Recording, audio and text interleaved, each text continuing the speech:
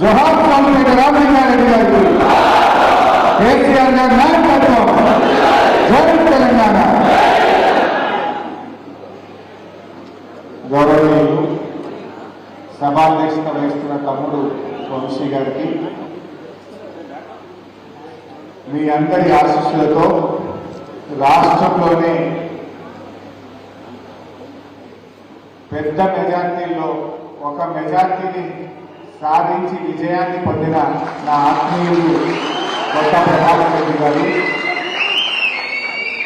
గౌరవ deputy chairman సోదరిమణి రోజా రాధాకృష్ణ శర్మ గారు, మన ఎమ్మెల్సీ గారు గౌరవనీయులు డాక్టర్ యాదవ్ రెడ్డి గారు, డీసీసీబీ చైర్మన్ చిట్టి దేవేందర్ రెడ్డి గారు, డీసీఎంఎస్ చైర్మన్ శివకుమార్ గారు, గౌరవ సీనియర్ నాయకులు మనోహర్ అన్న గారు, కత్తి కార్తీక గారు, గౌరవ మున్సిపల్ చైర్మన్ వనితా భూమిరెడ్డి గారు, గౌరవనీయులు రాధాకృష్ణ శర్మ గారు, గౌరవనీయులు రొట్టె రాజమౌళి మంత్రులు గారు, వెంకట నరసింహారెడ్డి గారు, మోహన్ రెడ్డి గారు, ప్రభాకర్ రెడ్డి గారు, ఎర్రోళ్ళ శ్రీనివాస్ గారు, మా తమ్ముడు సోలిపేట సతీష్ రెడ్డి గారు, గౌరవ జెడ్పీటీసీలు, ఎంపీపీలు, మార్కెట్ కమిటీ చైర్మన్లు, ఆత్మా కమిటీ చైర్మన్లు, మున్సిపల్ కౌన్సిలర్లు, ఎంపీటీసీలు, సర్పంచులు,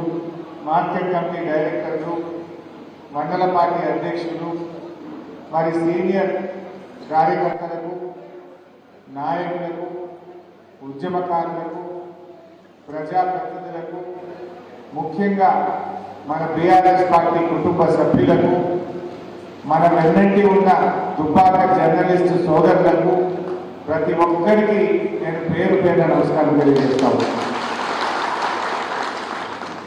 ఈ విజయం దుబ్బాక కార్యకర్తలది, ఈ విజయం నీకే అంకితం చెప్పి మనం చేస్తాము. దుబ్బాక సత్తా ఏందో 54,000 మెజార్టీ ఇచ్చి చూపించారు. మాయ మాటలతో, మోసపూరిత వాగ్దానాలతో ఒక్కసారి మోసం చేయగలుగుతావు, కానీ ఎప్పుడూ మోసం చేయలేవు అని అద్భుతమైన విజయాన్ని చూపించి కార్యకర్తలు దుబ్బాక అంటే మా గులాబీ పార్టీ అడ్డా అని చెప్పి మరొకసారి చూపించారు. తెలంగాణ ఉద్యమంలో కూడా సతీష్ అన్నాడు, ఏమనుకోవద్దని, అనుకునేదే లేదు. నిజంగా కూడా తెలంగాణ ఉద్యమంలో అరెస్టులు జరుగుతున్నాయంటే ఫస్ట్ దుబ్బాకలు అవుతుంది, పోరాటం అంటే దుబ్బాకలు ఉంటా ఉంటుంది, ధర్నాలంటే దుబ్బాకలు ఉంటుంది, రోడ్ ఎక్కుడంటే దుబ్బాకలు ఉంటుంది. అదే 17 సెప్టెంబర్ జెండా ఎగరేయాలంటే దుబ్బాక ఎంఆర్ఓ ఆఫీసులో ఎదుగుతుంది. ధర్నాలకు, పోరాటాలకు, తెలంగాణ ఉద్యమానికి పుట్టిన ఇల్లు మన దుబ్బాక గడ్డ.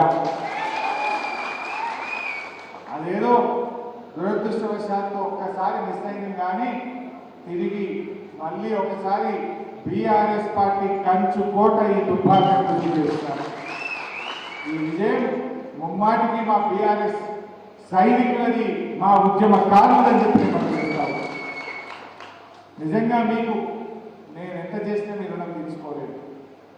మా గౌరవాన్ని నిలబెట్టారు. పోయినసారి నేను చాలా బాధపడ్డా, అయ్యో పోయింది అని.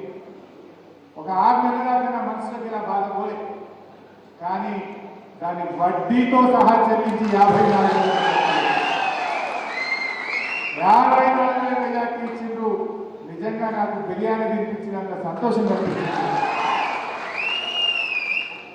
ఒక దశలో నాకు కూడా ప్రభాకరణ మీద కత్తిపోటు అయినప్పుడు చాలా భయపడ్డాను. ఒక నిజం చెప్తాను తీయాలి, మరి ప్రభాకరణ ఏమనుకుంటున్నాను తెలియదు, కానీ కత్తిపోటు జరిగినాక తెల్లారిపోయినా ఆయన బాగా నొప్పిలో కూడా మాట్లాడలేదు. నేను ఆయన చేయకుండా మీటింగ్కి వచ్చిన 2వ రోజు మళ్ళీ పోయినా మాట్లాడదామని. అంటే అప్పటిదాకా నాకు ఏందో తెలియదు, అన్న ఏం ఆలోచించిందో, ఎలక్షన్ వ్యవహారం ఏందో, ఆయన ఎట్లా నడుపుతా అన్నాడో, ఏం దాకా ఏం మాటించిందో నాకేం తెలియదు. ఆయన రావాలి ఎలక్షన్ నెత్తి మీదకి వచ్చినాయి, నామినేషన్లు పక్కనే ఉన్నాయి. ఏం చెప్పాలో నాకు సమజ్ అవుతుంది. 2వ రోజు పోతే అంటాడు అన్న నేను పోటీ చేయాలి. ఎందుకే అన్నా ఏం రాజకీయాలన్నా నేను ఎవరికైనా సీమ కన్నా హాని చేసిందా, నేనేమన్నా తప్పు చేసిందా, ఎవరిని పల్లెత్తు మాట అన్నా ఇదే కత్తిపోతన్నా ఏమైనా అంత మంచిగా అనిపిస్తలేదు రాజకీయాల్లో. అంటే నేను ధైర్యం చెప్పి అన్నా నీలాంటి మంచి మంచి దుబాబులు కావాలి, నీలాంటి మంచి వాళ్ళు ప్రజలకు ఉండాలి, నువ్వేం భయపడకు, నేనున్నా, నేను బాధ్యత తీసుకుంటా, అవసరమైతే సిద్ధిపేట ఇచ్చిపెట్టి దుబాబులు కూర్చుంటా, నువ్వు ధైర్యంగా ఉండు అని చెప్పినాక కూడా అంటే ఒక్కరోజు టైం చేయాలి ఆలోచించుకుంటాను. మీరందరూ ఫోన్ కొట్టు నాకు ఏం చెప్పాలో వెళ్తలేదు, మీకు ఏం చెప్పాలో తెలియదు, ఆయన ఏమో వద్దంటారు. అంటే ఒక మంచి మనిషికి ఏమైందంటే బాధ కలిగితే, ఎందుకంటే ఏదైనా తప్పు జరిగినప్పుడు శిక్ష పెడితే తప్పు జరిగింది అని అర్థం చేసుకోవచ్చు. చేయని నేరానికి, చేయని తప్పుకు, ఏ పాపం ఎరగని వ్యక్తికి, ఎవరిని పల్లెత్తు మాటలని వాడు 10 ఏళ్ళు ఎంపీగా ఉంటే ఎవరు మనసు కూడా నొప్పించని వ్యక్తి, అందరి మనిషికి ఆజాత శత్రువు మన ప్రభాకర్ రెడ్డి. సో అలాంటి వ్యక్తి చాలా బాధపడ్డాడు. కానీ అప్పుడు నా పరిస్థితి నాకు ఇంకా గందరగోళం. అరే ఇది ఎక్కడ గెలవాలి, పొయ్యి తెచ్చుకోవాలంటే గిట్ అయిపోయాయని చాలా బాధపడ్డాను నేను కూడా ఒకరోజంతా. కానీ చాలా రిక్వెస్ట్ చేసి మళ్ళా నువ్వు ఎందుకు వైద్యం పంపి నేను చూసుకుంటాను చెప్పిన. మా సిద్దిపేటలో నేనే వెళ్ళాన్నా, మేము అందరం దుర్పాకులం సిద్దిపేటలో కలిసి పనిచేస్తాం, నువ్వు రండి పడకు అని చెప్పి ధైర్యం చెప్తే నిజంగా మీరందరూ కూడా ఒక్కొక్కరు ఒక ప్రభాకర్ రెడ్డి లాగా పనిచేస్తారు. అభ్యర్థి ప్రచారం రాకపోయినా చాలా కష్టపడి కసితో పనిచేసింది. మీ కసి దెబ్బలిపితే కానీ బయటపడలేదు. ఎంత కసి ఉందో అది అర్థం కాలేదు, ఆ కసి దెబ్బలిపితేనే బయటపడింది. నిజంగా మా కిషన్ రెడ్డి కనబడుతుంది, అదేవిధంగా మేడికాయల వెంకటేషన్, ఇంకొక అన్న యాడ్ చేసుకోవాలి మా ఇల్లు రవీందర్ రెడ్డి. పాపం ఆయన దుబాకల తిరిగి తిరిగి ఆయనకు అప్పటికే డిస్క్ ప్రాబ్లం ఉండేది. ఆయనకి డిస్క్ కొలాప్స్ అయితే మేజర్ వెన్నుపూస మేజర్ సర్జరీ అయ్యి ఇంట్లో ఉండదు. బట్ ఆయన కూడా మీరు చప్పట్లు కొట్టి ఆయన చెప్పాలి. దుబాక రూరల్ ఉండడం బాగా తిరిగి తిరిగి మంచి సమన్వయం చేసి మంచి మెజార్టీ తెచ్చే ప్రయత్నం చేసింది. వాడు మా శ్రీహరి యాదవ్ కూడా కనబడుతుంది, మేడికాయల వెంకటేషన్ కనబడతలేడు, మా చిన్నం రాజ్ కుమార్ అన్న కనబడుతున్నాడు, ప్రభాకర్ వర్మ కనబడుతున్నాడు, కిషన్ రెడ్డి కనబడ్డాడు, మోహన్ రెడ్డి మా పెద్దలింగానికి పల్లి తమ్ముడు కనబడుతున్నాడు. చాలామంది కూడా వచ్చి మీతో పాటు కలిసి పనిచేసినారు. అసలు ఎవరు అవసరమే లేదు, ఏదో దెబ్బతిన్న పాలమని కలిపినాం. కానీ మీకే గిట్ట కడుపులో ఇది ఉన్నదని కూడా అవసరం మారిపోతుంది. బట్ ఏది ఏమైనా మీకు నేను ఎప్పటికీ రుణపడి ఉంటాను. చాలా మంచి ఫలితాన్ని మీరు రాబట్టారు. సరే, ఇందాక మా రోజమ్మ గారు మాట్లాడుతూ ప్రభుత్వం రాకపోయాయని బాగా జరిగింది. నా దృష్టిలో మనం కూడా సరే ఉంటుంది, ఎవరికైనా ఉంటుంది. ఇది ఒక స్పీడ్ బ్రేకర్ లాంటిది.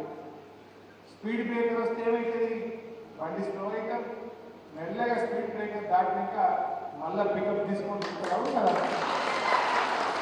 తప్పకుండా టీఆర్ఎస్ పార్టీయే ఈ తెలంగాణకు శ్రీరామ రక్ష. ప్రజలు తప్పకుండా మనల్ని గుర్తిస్తారు.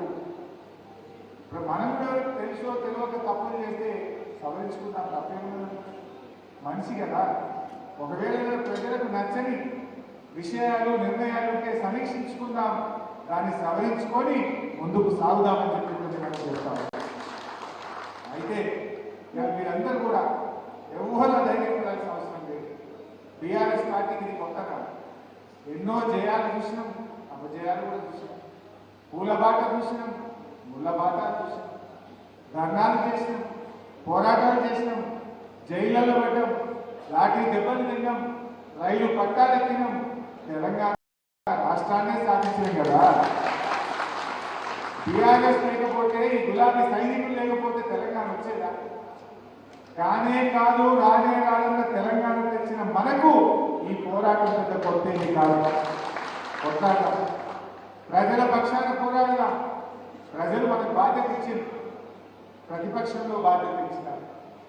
వాళ్ళు చాలా హామీలు ఇచ్చింది, 1 కాదు 2 కాదు 412 హామీలు ఇచ్చినట్టు ఇచ్చిరా. ఇవన్నీ మనం అమలు చేయించాల్సిన బాధ్యత మనకు. టైం ఉన్నది, కొద్ది రోజులు టైం ఇద్దామని ఒప్పుకోబడుతుంది. వాస్తవానికి ఇప్పటికే చాలా మాట తప్పింది. మీకు తెలియదా?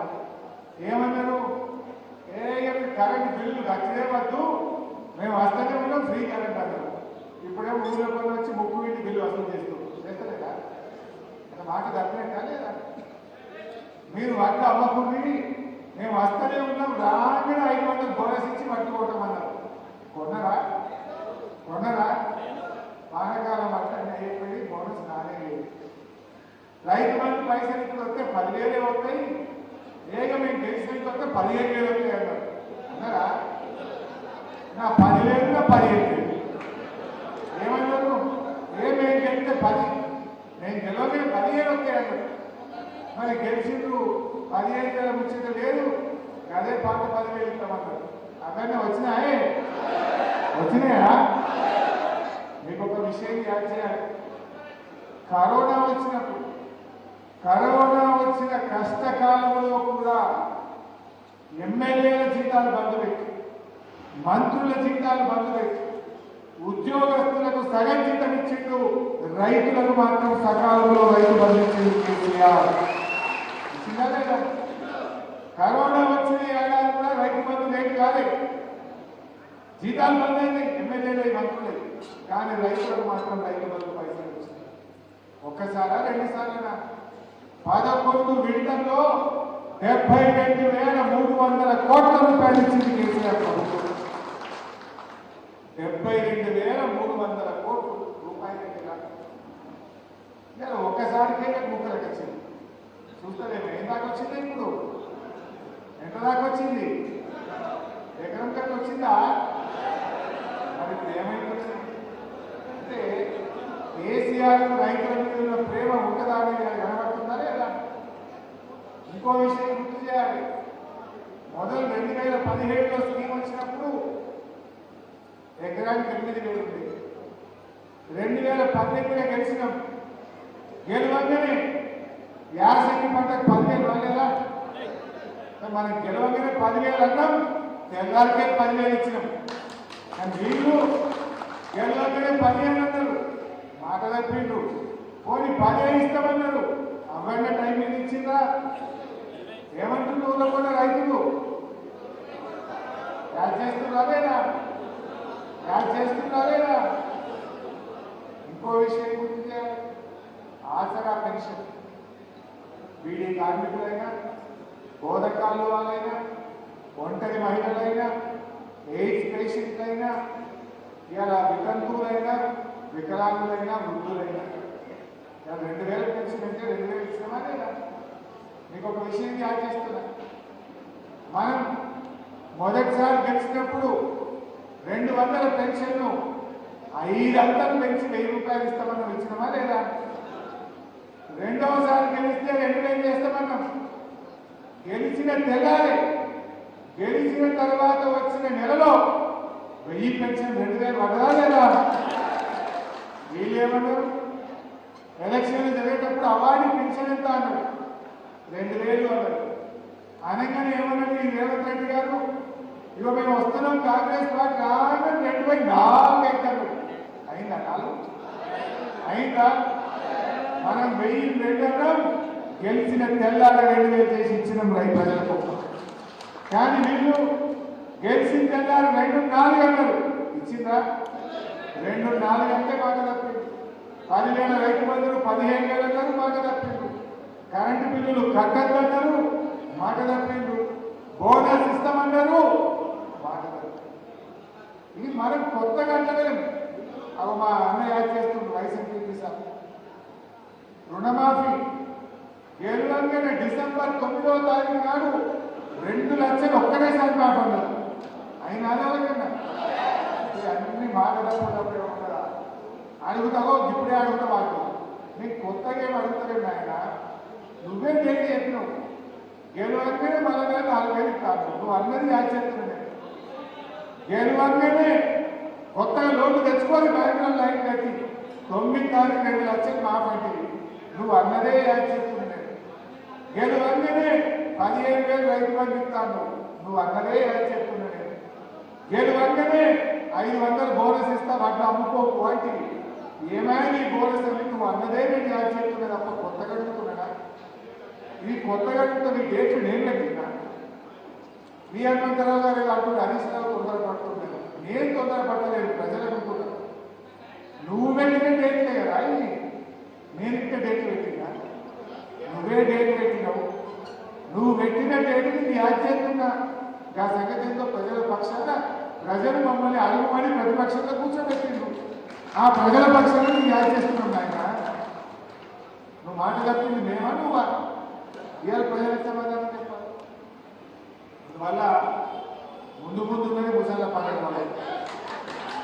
ఉన్నది చాలా ఉంది. ఒక అబద్ధం కూడా చెప్తున్నారు, మీరు గమనించిందో లేదో. 6 గ్యారెంటీలు 2 అయిపోయినాయి. 6లో 13 ఉన్నాయి హామీలు. పేరుకు 6, ఒక దాంట్లో 3 ఉన్నాయి కదా. 6 అంటే 13, కానీ 13లో 2 చేసిండు, 6లో 2 చేసామని అబద్ధం పడుతుంది. నిజం కాదా? ఇంకా చాలా విషయాలు ఉన్నాయి.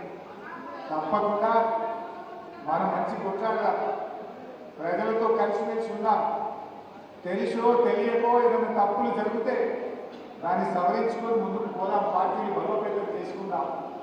గ్రామ స్థాయి నుంచి రాష్ట్ర స్థాయి దాకా బలోపేతం చేసుకుందాం. తప్పకుండా భవిష్యత్తు మనదే, ముమ్మాటికి మనదే అని చెప్పి ఎవరు అడగకూడాల్సిన అవసరం లేదు. పడితే ఎన్నోసార్లు లేచిన మనం ఇవ్వలేదా? తెలంగాణ ఉద్యమంలో ఎన్నో పోరాటాలు చేసినాం, కింద పడ్డం, లేచినాం, ఓసారి కింద పడ్డాం. బట్ ఏదైనా అంతిమ విజయం మనది, అదే తెలంగాణ రాష్ట్ర సాధన. మనం కూడా మంచి కలిసి పనిచేద్దాం. అన్ని విషయాల్లో కూడా ప్రభాకరణతో పాటు కార్యకర్తలకు, మా ప్రజాప్రతినిధులకు పూర్తి స్థాయిలో నేను అండదండలు అందిస్తానని కూడా మనం చేస్తాను. ఎందుకంటే ఎక్కడ కూడా కార్యకర్తలు అధైర్యపడాల్సిన అవసరం లేదు. ఒక 6 నెలల తర్వాత, ఏడాది తర్వాత ప్రజలు తప్పకుండా మన మంచితనాన్ని గుర్తిస్తారు. ఎందుకు మాట్లాడుతున్నా? ఎప్పుడైనా 4 రోజులు చూస్తే అర్థమవుతుంది కదా.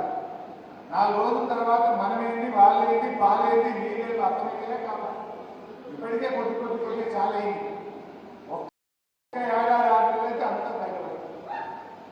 అప్పటిదాకా కొద్దిగా ఒప్పుకోవాలి. నేనున్నా మీతో పాటు. ఇంకో ముఖ్యమైన విషయం కార్యకర్తలతో,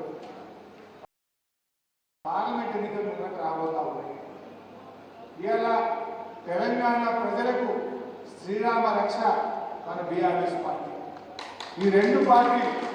ఈ రెండు జాతీయ పార్టీలకు కేంద్రంలో అధికారం కావాలి తప్ప తెలంగాణ ప్రజల యొక్క బాగోగులు వీళ్ళకి పట్టాయి. మీకు చిన్న ఉదాహరణ చెప్తాను.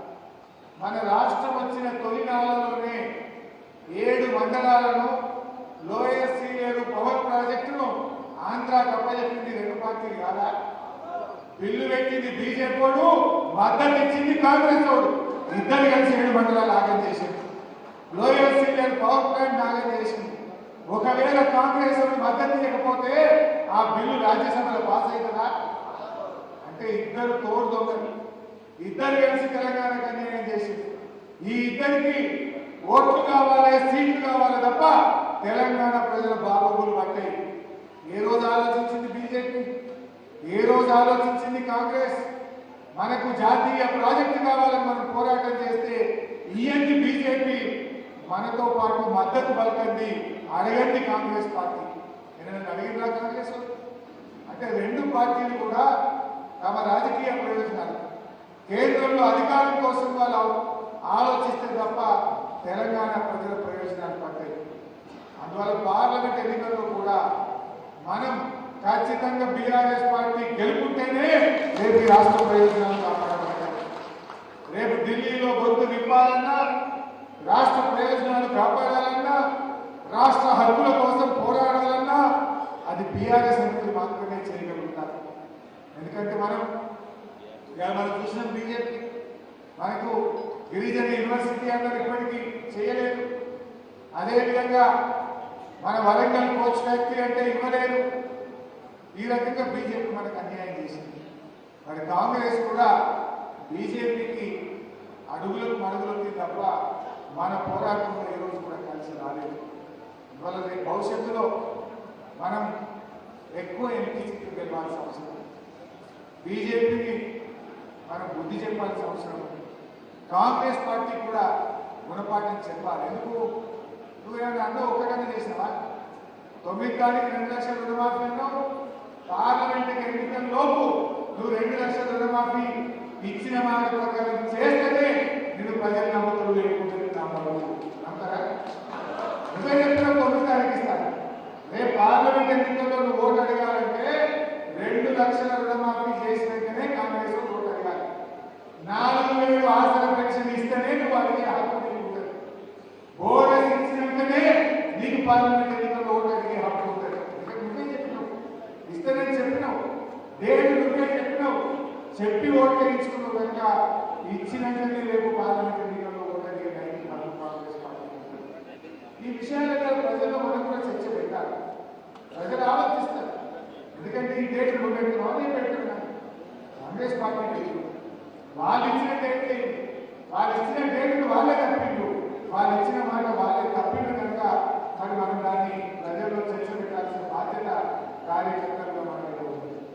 సో ముఖ్యంగా మా బీఆర్ఎస్ కార్యకర్తలు, ప్రజాప్రతినిధులు మంచిగా ప్రజలు అందుబాటులో ఉన్నాయి. బలమైన నాయకత్వం మనకే ఉంటుంది. ఇంకో చిన్న సూచన కూడా ఇవ్వాలి. మీకు మాట ఇచ్చిన కార్యకర్తల మీటింగ్లో కూడా ఎప్పుడు సర్పంచ్ ఎన్నికలు, ఎంపీటీసీ ఎన్నికలు, కౌన్సిలర్ ఎన్నికలు వచ్చినా నేను మీకు వెన్నంటి ఉండి దగ్గరుండి ఉండి గెలిపించుకుంటాను మాట ఇచ్చినా తప్పకుండా నేను నిలబడతాను. అయితే ఒక చిన్న సూచన ఏంటంటే ఇలా వాళ్ళగా చూస్తే ఇప్పటి వ్యాక్సిన్ పెట్టలేదు. మీరు ఇప్పటి నుంచే తొందరపడి ఖర్చు పెట్టుకుంటున్నారు.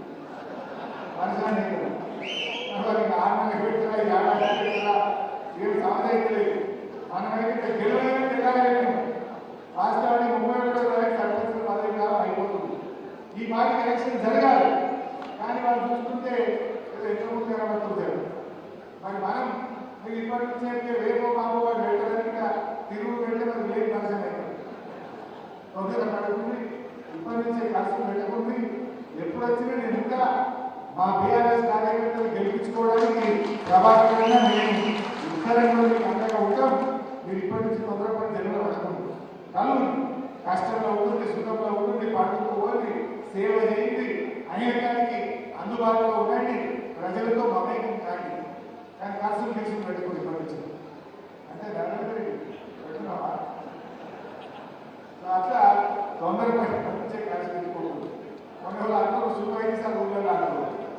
వాళ్ళు మనంగా నిజానికి ఉండడానికి వేరేగా చూసుకుని 6 నెలలకు 50 ఎక్కువ పెట్టారో ఏదో వాళ్ళు ఉన్నప్పుడు చూసుకుందాం.